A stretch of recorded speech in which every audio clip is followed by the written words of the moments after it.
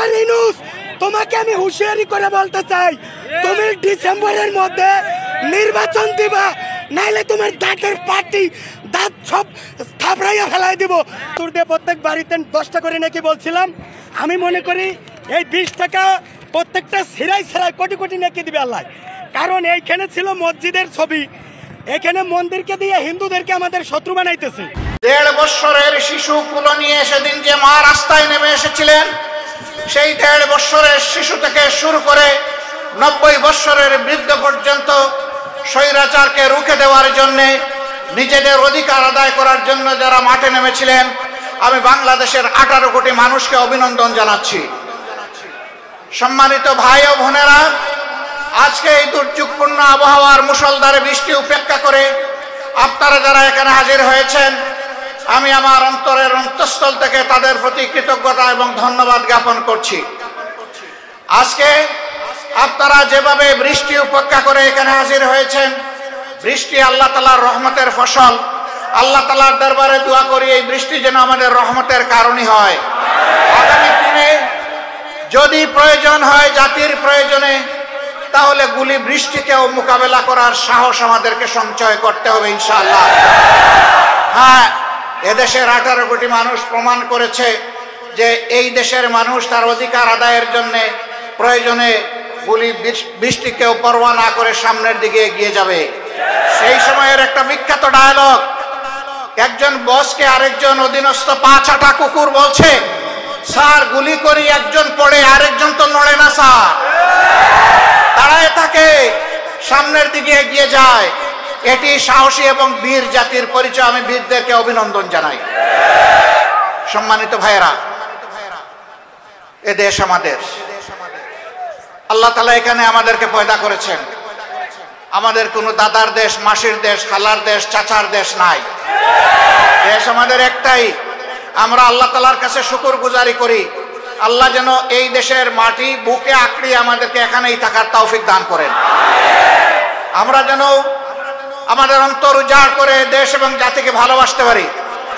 রক্ত চক্ষু উপেক্ষা করে আমরা যেন আমাদের নির্দিষ্ট গন্তব্যের দিকে এগিয়ে যেতে পারি। আল্লাহ যেন আমাদেরকে তৌফিক দান করেন।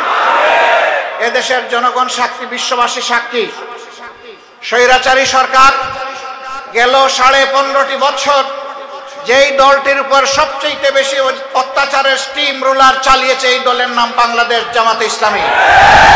এই দলের নাম ইসলামী ছাত্র শিবির। এই দলের নাম বাংলাদেশ ইসলামী ছাত্রী সংস্থা। এই দলের নাম বাংলাদেশ শ্রমিক কল্যাণ ফেডারেশন। এক এক করে বাংলাদেশের জনগণের শ্রেষ্ঠ সন্তানদেরকে বিচারিক কুর মাধ্যমে হত্যা করা হয়েছে। একজন নয়, দুজন নয়, এক এক করে 11 জন মাতার তাজ আমাদের দায়িত্বশীলদেরকে আমাদের থেকে কেড়ে নেওয়া হয়েছে। আমরা আল্লাহ তাআলার দরবারে দোয়া করি, তারা এবং এই জালিমদের জুলুমের প্রতিবাদ করতে গিয়ে যারা জীবন দিয়েছেন, আল্লাহ যেন আমাদের সব কয়টি ভাই বোনকে মর্যাদাবান শহীদ হিসাবে কবুল করেন।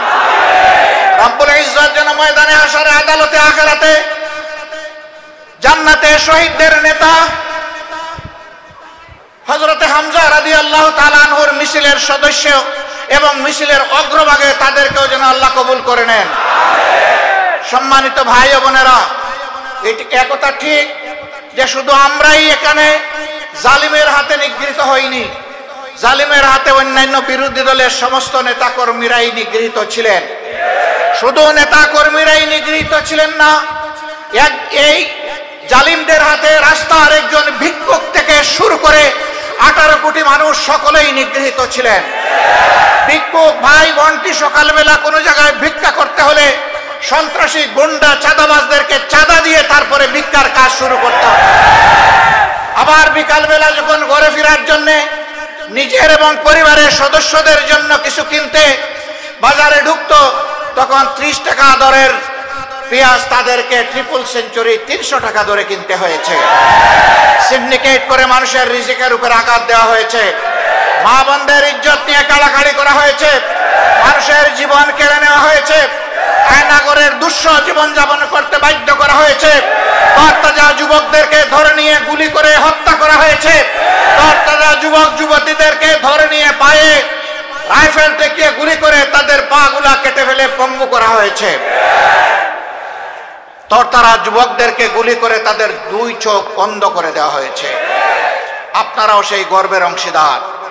এই সিরাজগঞ্জ জেলায় তরতাজা একটা সোনার ছেলে, চাঁদের মতো যার চেহারা, জন্য তাকেও সেইভাবে তারা অন্ধ করে দিয়েছে। সম্মানিত ভাই বোনেরা, শুধু কি তাই? স্বৈরাচার পড়ে যাচ্ছে, বিদায় নিতে হচ্ছে। বেহুশ হয়ে জামাতের ইসলামের উপর সবচেয়ে বড় জুলুম করলো। আগস্ট মাসের 1 তারিখ তাদের পতন দেখানোর জন্য প্রকৌশল হিসাবে আন্দোলনের ইস্যু ডাইভার্ট করার জন্য জামাত ইসলামীকে নিষিদ্ধ ঘোষণা করল। রাব্বুল আলামিন তার আরশে আজিম থেকে 4 দিনের মাথায় তাদেরকেই নিষিদ্ধ করে দিল। আলহামদুলিল্লাহ, আলহামদুলিল্লাহ। আমাদের কোনো কৃতিত্ব নয়, আমাদের মওলার কৃতিত্ব। সেদিন আবেগে উচ্ছ্বাসে আমাদের ভাইয়েরা রাস্তায় নামতে চেয়েছিলেন। আমরা বলছি নামতে পারবেন সেজদা দেওয়ার জন্য, মিছিলের জন্য নয়, জনসভার জন্য নয়, উচ্ছ্বাস প্রকাশ করার জন্য নয়। ফাসাব্বিহ বিহামদি রাব্বিকা ওয়াস্তাগফির। আমরা আহ্বান জানিয়েছিলাম, আসুন সেই মওলার তরে আমরা শুকরিয়া আদায় করি, সেজদায় মাথা লুটাইয়া পড়ে 2 রাকাত শুকরানা নামাজ আদায় করি, মন ভরে একটা রোজা রাখি, তৌফিক অনুযায়ী সাদকা করি। আল্লাহ যেন আমাদের এই সাদকা, আমাদের এই কুরবানিকে কবুল করেন। দেশে বিদেশে আমাদের ভাইরা আলহামদুলিল্লাহ তাই করেছে। আমরা এ পর্যন্ত একটা বড় মিটিং করি নাই।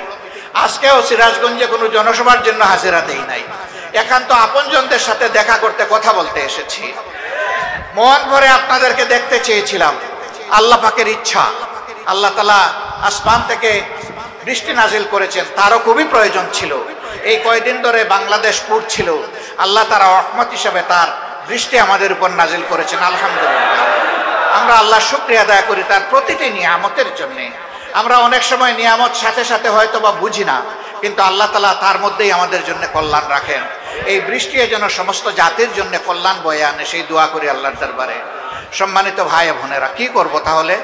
যাদের উপরে এত বেশি অত্যাচার করা হয়েছে, নির্যাতন করা হয়েছে, জুলুম করা হয়েছে, এখন কি ধরে ধরে জালিমদেরকে আমরা নিজ হাতে আইন তুলে নিয়ে তাদেরকে আমরা শায়েস্তা করব? আমরা তাহলে কি করব? আমরা মক্কা বিজয়ের পথ ধরে আমরা গিয়ে হাজির হব কাবার চত্বরে। আমি আপনাদের পক্ষ থেকে শুকরিয়া আদায় করার জন্য 5 দিনের সফরে খানায় কাবার সামনে গিয়ে হাজির হয়েছিলাম। আজকে আপনাদের এই ভাই রফিকুল ইসলাম খানও একজন সফর সঙ্গী ছিলেন। আমরা সেখানে গিয়ে চোখের পানি দিয়ে আল্লাহর দরবারে শুকরিয়া আদায় করেছি।